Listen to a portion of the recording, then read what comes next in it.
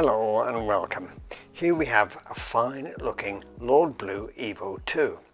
It came from Japan and has mostly original paint and no visible rust. However, if we dig a bit deeper we can see rust in the usual places. No matter how good looking a Delta is, it will most likely be rusty underneath. There's still the original finish underneath the wheel arch. This area is hidden from MOT inspection by the wing liner. An Evo 2 is now a £70,000 car. If you're going to buy a Delta of any quality, have it inspected carefully. At the very least, remove the front wing liners. I'll fix this. I'll make sure the car is all good before sale. So I'd certainly buy a Delta, but check for rust and get a discount for any rust repair costs.